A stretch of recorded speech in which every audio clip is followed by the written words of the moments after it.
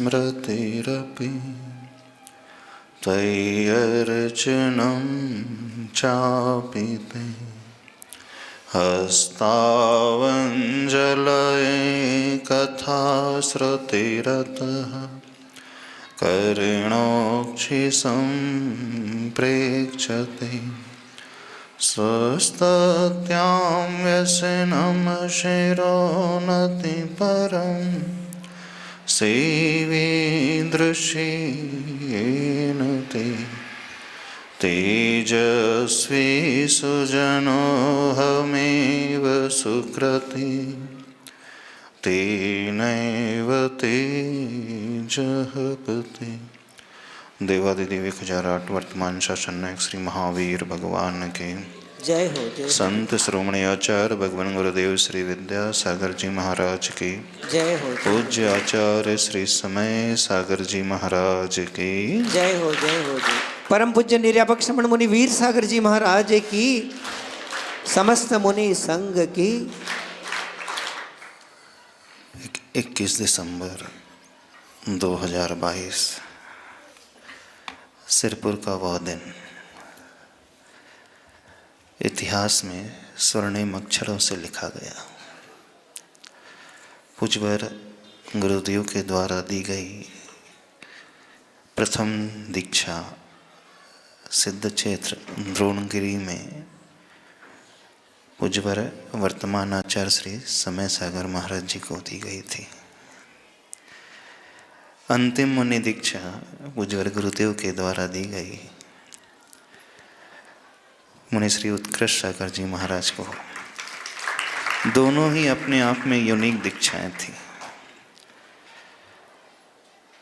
आचार्य भगवान ने 2 ही बार सिंगल दीक्षाएं दी हैं। बाकी हर बार जब भी मुनि दीक्षाएं दी हैं उसमें दीक्षार्थियों की संख्या एक नहीं थी, एक से अधिक थी, अनेक थी, है ना। जब मुनि श्री नियम सागर जी युक्त सागर जी को सागर में मोरा जी में दीक्षा दी गई थी, वहाँ 2 दीक्षाएं थी। उसके बाद दीक्षाओं का क्रम क्रमशः बढ़ता गया। 1 से शुरू हुआ, फिर 2, फिर 5, 7, 8, न जाने कितनी, फिर 23, फिर 24 और ऐसी 25 दीक्षाएं, 24 दीक्षाएं। फिर उसके बाद ग्राफ ऐसा हुआ क्या कि वापस पुनः वहाँ पर आया, है ना। शुरुआत 1 से हुई, पीक में 25 तक पहुँचा, फिर 25 से पुनः नीचे की ओर आया और गुरुदेव ने 1 पर आकर के विश्राम लिया। संयोग ऐसा कि जो पहली दीक्षा थी वह भी अष्टगी परिवार से थी और अंतिम दीक्षा थी वह भी अष्टगी परिवार से ही थी ना। जो पहली दीक्षा थी सबसे छोटे घर में जो अष्टगी परिवार में थे उन्हें दी, और जो अंतिम मुनि दीक्षा दी घर में सबसे ज्येष्ठ थे उन्हें मुनि दीक्षा दी। तो यात्रा अपने आप में अद्भुत।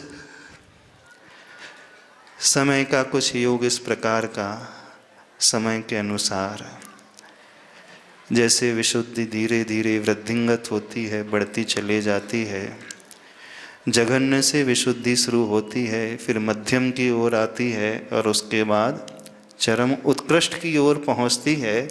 ऐसे ही आचार्य भगवान की विशुद्धि उत्कृष्ट की ओर पहुंची और इसीलिए उस विशुद्धि का परिणाम निकला कि आचार्य गुरुदेव ने महावीर अष्टगी को मुनि श्री उत्कृष्ट सागर जी के रूप में हम सबके सामने ला करके रख दिया।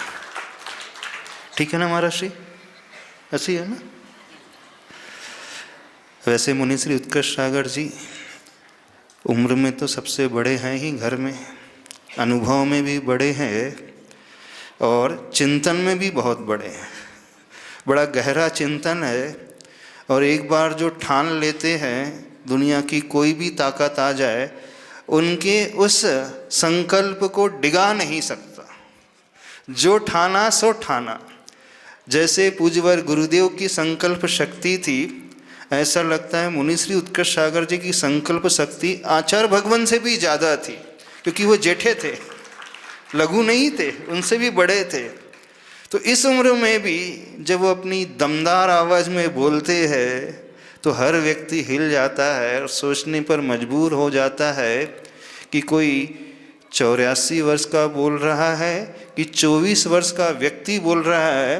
यदि वह देखे बिना, यदि सुने सिर्फ अकेले, दूर से श्रवण करे उनकी ध्वनि को, आवाज़ को, तो कंफ्यूज हो जाएगा, उसे विश्वास ही नहीं होगा कि 84-85 वर्ष की उम्र में भी, 86 वर्ष की उम्र में भी कोई व्यक्ति इतनी गहरी आवाज़, स्पष्ट आवाज़ और दमदार आवाज़ में अपनी बात को रख सकता है। तो जैसी उनकी गहरी आवाज़ है, गहरा चिंतन है, वैसी ही उनकी गहरी साधना भी है।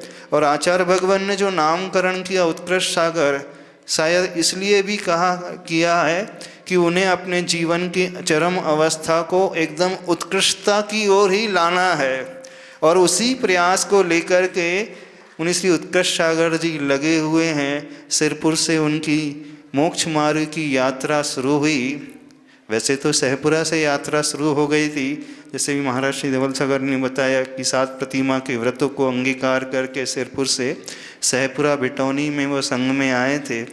और संयोग या ऐसा तीव्र पुण्य कहो अथवा आचार्य भगवान की वह भावना कहो जो आचार्य भगवान अपने उपकार का ऋण चुकाना ही चाह रहे हो। क्योंकि आचार्य भगवान के ऊपर एक बहुत बड़ा उपकार था, यदि किसी का, तो किसका था जानते हो? सबसे बड़ा उपकार था किसका? हाँ, माता पिता का तो उपकार था ही, लेकिन माता पिता से भी बड़ा उपकार यदि किसी का था तो महावीर अष्टगी जी का था। यदि वो नहीं होते तो मुनि विद्यासागर जी नहीं होते और आचार्य विद्यासागर जी नहीं होते। ये इनका प्रताप था कि मुनि विद्यासागर जी हमें मिले, आचार्य गुरुदेव के रूप में हमें मिले। तो आचार्य भगवान उस दिन से महावीर अष्टगी के उस ऋण को याद रखे हुए थे, भूले नहीं थे। और यही साधु जनों की, सज्जन महान पुरुषों की पहचान होती है। नहीं कृतम उपकारम विस्मरन्ति साधवः। जो साधु पुरुष होते हैं, महान पुरुष होते हैं, अपने प्रति किए हुए उपकार को जीवन के अंतिम क्षण तक नहीं, जब तक मुक्ति नहीं हो जाती है तब तक वो भूलते नहीं हैं। क्योंकि जिस दिन इनकी दीक्षा थी उस दिन का वह दिव्य उपदेश आचार्य भगवान का, क्योंकि लोग बहुत तरह कैसे पूछ भी रहे थे, जिज्ञासा भी कर रहे थे, क्योंकि किसी को विश्वास नहीं था। आचार्य भगवान हमेशा बाल ब्रह्मचारी को ही दीक्षा देते हैं, तो उन्हें कैसे दे देंगे। लेकिन आचार्य भगवान ने अपनी बात बड़ी स्पष्ट तरीके से रखते हुए कहा था कि महावीर भैया जी ने शुरू से लेकर अभी तक अपने कर्तव्य का पालन, अपनी जिम्मेदारी का निर्वाह बहुत अच्छे से किया। और उन्हीं का जो किया हुआ पुरुषार्थ है, उसी के फलस्वरूप पूरा अष्टगी परिवार जो है मोक्ष मार्ग में आगे बढ़ गया। तो जो उन्होंने उपकार उस समय किया था, 50 वर्ष बीतने के पश्चात भी आचार्य भगवान को अक्षरशः याद था। इसलिए उन्हें बुला करके आचार्य भगवान ने उस उपकार के ऋण का बदला चुकाया। ऐसे ही है ना महाराज जी? बिल्कुल। हाँ, माइक रख दो महाराज जी, थोड़ा सा बताते जाएंगे हम जो बोल रहे सही है कि नहीं। हाँ, बिल्कुल ऐसा ही आचार्य भगवान का जो प्रवचन था, हर व्यक्ति सुनने की कोशिश करे। आचार्य भगवान ने 21 दिसंबर 2022 को सिरपुर में क्या क्या कहा था, हर बात को बड़े स्पष्ट तरीके से सबके सामने रखा था।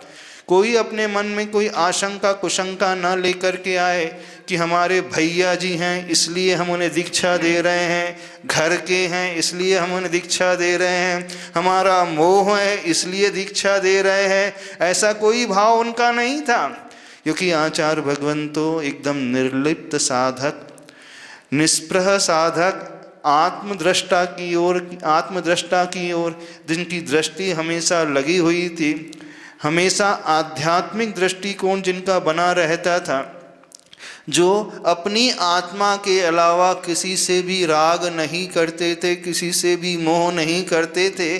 और जो दुनिया को दिखता है कि वो चाह रहे हैं, वो किसी को चाह नहीं रहे हैं। तो आत्म कल्याण के जो इच्छुक साधक होते हैं, जिनकी तीव्र इच्छा होती है, तीव्र उत्कंठा होती है, उत्कृष्ट उत्कंठा होती है, उत्कृष्ट भावना होती है, किसी तरह ये मानव पर्याय जो दुर्लभ पर्याय मिली है, हम इस मानव पर्याय का सदुपयोग कर लें। और सदुपयोग जो होता है वो क्या होता है? बोधि की प्राप्ति, रत्नत्रय की प्राप्ति, समाधि की प्राप्ति। तो जो ऐसी तीव्र भावना में लगे हुए होते हैं, ऐसे साधकों का ध्यान आचार्य भगवान हमेशा रखते थे। फिर उसमें ये कोई बात नहीं कि वो अष्टगे परिवार से है, कि सदलगा के परिवार से है, कि बुंदेलखंड के परिवार से है, कि किसी और परिवार से है। वहाँ कोई परिवार की बात ही नहीं, वहाँ दृष्टि शरीर की ओर नहीं, वहाँ दृष्टि किसी अन्य की ओर नहीं, वहाँ दृष्टि तो सिर्फ आत्म कल्याण की। क्योंकि जो गुरुदेव ने पाया, सम्यक दृष्टि जीव की पहचान होती है। जो उन्हें मिला वह तीर्थंकर भगवान के द्वारा दिया हुआ दूसरों को बांटने वाले रहते हैं और दूसरों को भी इस ओर अग्रसर कराने वाले रहते हैं। और उसी भावना को लेकर के आचार्य भगवान ने उस दिन ये बात बड़े स्पष्ट तरीके से रखी थी कि हम जो हैं महावीर अष्टगी को मुनि दीक्षा जो दे रहे हैं, वो उस उपकार को याद रखते हुए दे रहे हैं। और इनकी तीव्र भावना थी, क्योंकि जब महावीर जी में गए थे, महाराज श्री ब्रह्मचारी अवस्था में नहीं, गृहस्थ अवस्था में आचार्य श्री के पास जाते रहते थे। जब पूरा परिवार निकल गया तो महाराज श्री ने अपने मुख से कई बार बताया कि आचार्य भगवान के शब्द थे, जब भी इस दुनिया से जाना ध्यान रखना, बिना मुनि वेश धारण किए नहीं जाना। ऐसे तो अनंतों अनंत बार इस काया को हर जीव ने छोड़ा है। गृहस्थ अवस्था में, श्रावक अवस्था में रह करके अपने शरीर का त्याग किया है, आसक्ति से, मोह से भर करके। लेकिन एक बार भी मुनि बन करके इस देह का त्याग उसने नहीं किया। शरीर को ही चाहा है, लेकिन एक बार भी पंच परमेष्टि और आत्मा की शरण इसने नहीं ली है। तो बस एक बात ध्यान रखना, जब भी यहाँ से प्रयाण हो तो आपके मुख में किसका नाम हो? पंच परमेष्टि का और आत्मा की शरण का नाम हो। यही भावना हमेशा ध्यान में रखना और इसी भावना को लेकर के इस संसार से प्रयाण करना। तो आचार्य भगवान का वो दिव्य उपदेश, दिव्य भावना उस समय से उनके हृदय में चल रही थी। और शायद उसी भावना का परिणाम कि उस दिन पूज्यवर मुनि श्री उत्कृष्ट सागर जी को मुनि दीक्षा मिल गई। अब 2022 से 2025 3 वर्ष की यात्रा हो गई। सिरपुर में दीक्षा होने के पश्चात प्रथम चातुर्मास हम लोगों का कहाँ हुआ था जानते हो? हाँ, सबसे पहले पुणे महानगरी में हुआ था 2023 में। देखो महाराज जी भी एकदम हाई फाई। पहला चतुर्मास में मेट्रो सिटी में, आचार्य भगवान के चतुर्मास हमेशा सिद्ध क्षेत्र, अतिशय क्षेत्र में, लेकिन मुनि सिद्ध का सागर की चतुर्मास मेट्रो सिटी में। फिर 2024 का चतुर्मास दक्षिण के सांगली वाले क्षेत्र में। पर दुर्योग ऐसा रहा कि पुणे चतुर्मास के पश्चात जब गुरुदेव की समाधि हो गई तो समाधि के पश्चात वहाँ से कुंडलपुर की ओर विहार करना पड़ा। हम और 4 क्षुल्लक जी कुंडलपुर की ओर आ गए। वैसे तो महाराज जी की भी तीव्र भावना थी कुंडलपुर आने की, लेकिन महाराज जी ने कहा अभी हमारी वृद्धावस्था है और जल्दी जल्दी हम विहार नहीं कर पाएंगे, उतने वहाँ समय में वहाँ पहुँच नहीं पाएंगे। तो जैसा संघ का निर्देश था, जैसे पूज्यवर श्री समय सागर महाराज जी का निर्देश था, पूज्यवर श्री योग सागर महाराज जी ने जो निर्देश दिए थे कि उत्कृष्ट सागर महाराज जी, उनको वहीं छोड़ करके हमें कुंडलपुर के आने के संकेत हो गए। तो हम कुंडलपुर चले गए और मुनि श्री उत्कृष्ट सागर महाराज जी, विशाल सागर जी, धवल सागर महाराज जी के साथ सांगली में चातुर्मास किए। और लगभग 16 महीने का अंतराल पड़ गया है ना। फरवरी में वहाँ से विहार किए थे और फरवरी 2024 में विहार हुआ था और 5 जुलाई 2025 को पुनः मिलन हो गया। तो लगभग 16 महीने का गैप पड़ गया। अब सांगली चतुर्मास हुआ, वहाँ का ग्रीष्मावकाश हुआ। शायद महाराज श्री का स्वास्थ्य धीरे धीरे गिर रहा था। महाराज जी अपने स्वास्थ्य को लेकर और अपने उस चरित्र को और अंतिम लक्ष्य को लेकर के हमेशा चिंतित रहते थे। उन्होंने शायद वहीं से भावना भा ली थी कि अब ज़्यादा समय दिख नहीं रहा है, इसलिए संलेखना करना है। और संलेखना की भावना कहाँ की थी उन्होंने? जहाँ पूज्यवर आचार्य प्रवशिष्ठ शांति सागर महाराज जी ने समाधि की, इस सिद्ध क्षेत्र कुंथलगिरी की भावना उन्होंने भाई थी। और ऐसी गर्मी में 20-20 किलोमीटर का विहार करते हुए महाराज श्री इस कुंथलगिरी सिद्ध क्षेत्र में आ गए। लक्ष्य क्या लेकर के आए थे? अब आए तो हैं यहाँ से, लेकिन जाएंगे कैसे? अब जाएंगे सीधे कहाँ जाएंगे? सिमंदर भगवान के समोसरण में जाकर के भक्ति करेंगे, यहीं संलेखना करेंगे। क्योंकि जब यहाँ पर आए तो महाराज श्री ने पूरा प्लान हमें बता दिया था और एक पत्र भी लिख दिया था आचार्य श्री समय सागर जी के नाम पे। और पत्र में पूरा डिटेल में वर्णन लिखा था। पर्युषण पर्व होने के पश्चात मेरा अन्न का त्याग हो जाएगा, फिर उसके बाद दूध आदि लेते रहेंगे, सब्जी आदि लेते रहेंगे, और जैसे ही शरद पूर्णिमा आएगी उसके बाद दूध का भी त्याग हो जाएगा, फिर उसके बाद फिर जल ही साधना चलेगी, और चतुर्मास पूरा होते होते यम संलेखना शुरू। हाँ, महाराज जी ने ऐसा पत्र लिख दिया था, ठीक है ना महाराज जी? ऐसे लिखा था ना? क्या लिखा था बताते जाओ, हम कुछ भूल रहे हो तो। नहीं और क्या लिखा था बता दो, और क्या लिखा था आपने? करने का था। हाँ, एक चीज और भूल गए।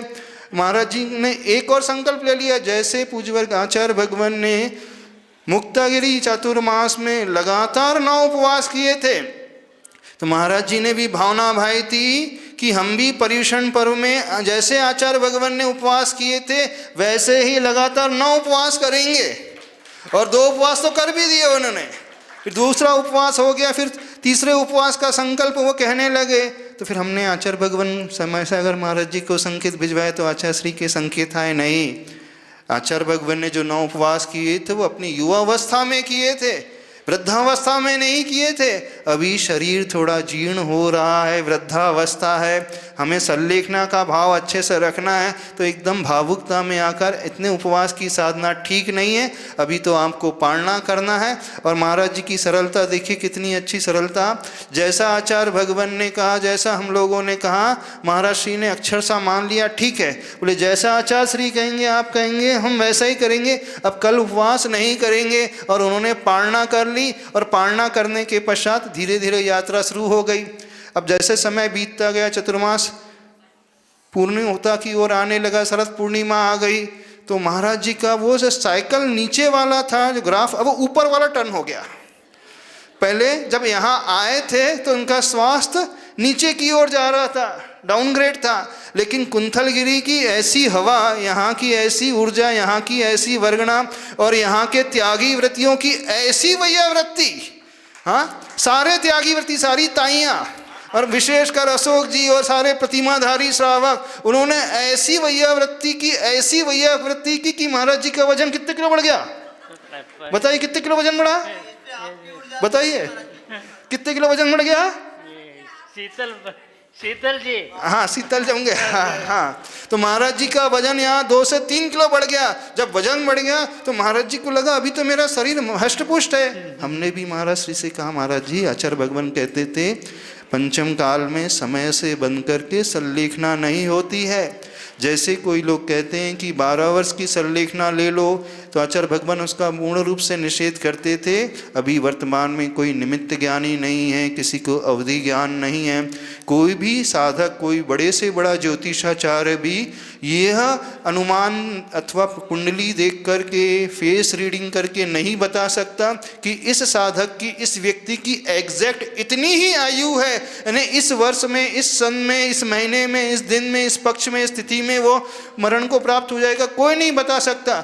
इसलिए समय से बंध करके संलेखना नहीं होती है। यदि कोई समय से बंध करके संलेखना ग्रहण कर लेता है और शरीर मजबूत होता है, तो एक प्रकार से वो संलेखना नहीं, वो दोष माना जाता है और एक प्रकार से आत्मघात माना जाता है। हमारा शरीर मजबूत है, जंघाओं में बल है, सारे आवश्यकों का पालन बहुत अच्छे से हो रहा है, इंद्रियां अच्छे से काम कर रही हैं, सामायिक आदि सब हो रहा है, तो ऐसे समय समय संलेखना कोई ले चला करके तो वो क्या माना जाएगा, आत्महत्या और असंयम का पोषण माना जाएगा। तो ये संलेखना नहीं कहलाती। तो महाराज श्री को ये बात समझ में आ गई। हाँ, अभी तो मेरा स्वास्थ्य गिर रहा था, लेकिन अब शरीर का स्वास्थ्य जो है अच्छा होने लगा और सारे आवश्यक भी अच्छे से पल रहे हैं। तो महाराज जी ने कहा अब आइडिया ड्रॉप। हाँ, बोले अब संलेखना नहीं करनी है, अब जैसे आचार्य महाराज कहेंगे हम वैसे करेंगे। अभी तो विहार के लिए भी मजबूत है। तो बोले कहाँ विहार करना है? बोले जहाँ आप बोलेंगे अपन वहाँ विहार करेंगे। बोले श्रवण बोल गए तो श्रवण बोल को भी चलेंगे, शिखर जी तो समय शिखर जी भी, और सिरपुर तो सिरपुर भी। बोले जहाँ आचार्य श्री बोलेंगे वहीं चलेंगे। अब मुंबई तो मुंबई और पूना तो पूना भी, ठीक है ना। हाँ, तो फिर जब तक शरीर साथ देगा, जहाँ तक शरीर साथ देगा, जब तक शरीर कार्य करते रहेगा तब तक साधना करेंगे। और जिस दिन लगने लगेगा कि अब शरीर साथ नहीं दे रहा है तो वहीं संलेखना ले लेंगे। अब हमारे मन में क्षेत्र का भी कोई विकल्प नहीं है कि उसी क्षेत्र में अथवा कुंतलगिरी में ही समाधि हो, किसी भी क्षेत्र में समाधि कर सकते हैं। मुख्यतः हमने दीक्षा ग्रहण की है कर्मों की निर्जरा के लिए, आत्म कल्याण के लिए। ये तो स्वर्णिम अवसर है, पुण्य कर्म का उदय होता है कि आयु बड़ी मिली है तो उसमें अधिक से अधिक हम कर्मों की निर्जरा कर लें। बस यही उद्देश्य लेकर के साधना कर रहे हैं। और अभी भी महाराज जी तैयार है। बोले कहाँ विहार करना? बोले जहाँ जितना तो उतना विहार करने के लिए तैयार है, फिर जैसा होगा भविष्य में वैसा देखा जाएगा। ठीक है ना महाराज जी, ऐसे ही? हाँ, बढ़िया बढ़िया। तो आज जो है अब यहाँ पर दीक्षा दिवस का संयोग आ गया है, बड़ा अच्छा संयोग आ गया है। अभी महाराज जी कुछ और भी भावना अभिव्यक्त कर रहे थे अपने प्रवचन में। कौन सी भावना कर रहे थे? छुल्लक जी का भी विकास हो जाए, क्या बोल रहे थे महाराज जी? क्या बोल रहे थे? छुल्लक जी का भी विकास हो जाए, छुल्लक जी का भी विकास हो जाए। हाँ, क्यों नहीं होगा? कहाँ विकास हो जाए? कहाँ पे? कहीं भी आप निरपेक्ष मुनि है तो क्या आपके पास हक है? देना पड़ेगा उनको। वो तो कब तक देंगे वो? हाँ, उनका तो मेरे को बोलते हैं अरे देखो ना आप आचार्य महाराज से निरपेक्ष महाराज से सपोर्ट करो, कुछ तो करो। हाँ, हर रोज बोलते हैं। हाँ, तो मैं भी ये कहता हूँ अब सबर रखो, अभी क्षेत्र है अच्छा हो जाएगा। तो बोले तो अभी तो नहीं है, तो अभी आगे कौन सा इसमें बड़े बड़े शहर में भी दे सकते हैं, ऐसे कुछ नहीं है। देखो कैसा होता है। आचार्य भगवान हमेशा एक बात कहते थे, जब हम लोग ब्रह्मचारी थे, हम लोग की 32 ब्रह्मचारी थी, सबकी भावना थी कि जल्दी से जल्दी मुनि दीक्षा हो। आचार्य भगवान ने कई बार सोचा भी कि जल्दी मुनि दीक्षा हो। अमरकंटक में भी सोचा, फिर वहाँ से विहार करते हुए रामटेक आए, रामटेक में भी विचार किया आचार्य भगवान ने, लेकिन अमरकंटक में कुछ संयोग नहीं बन पाया। रामटेक पहुँचे थे जहाँ गुरुमती को दीक्षा देखना था, तो गुरुमती जो है कचकंथा में गिर गई, उनका पहाड़ से उनका एक्सीडेंट हो गया, फ्रैक्चर हो गया, तो वो नहीं पहुँच पाई। तो फिर आचार्य भगवान का वो भाव धरा का धरा रह गया। आचार्य भगवान कहते थे जब पुण्य योग आएगा, जब विशुद्धि बढ़ेगी, तो वो ही कार्य अपने आप होता चला जाएगा। बस आज के दिन यहाँ इस परम पुनीत क्षेत्र में, परम पावन दिवस में यही भावना भाते हैं। जैसे मुनि महाराज श्री उत्कर्ष सागर महाराज जी ने इस उम्र में भी, वयोवृद्ध दशा में भी आकर के ऐसा गजब का पुरुषार्थ किया, ये सबके लिए रोल मॉडल होना चाहिए, आदर्श व्यक्तित्व होना चाहिए।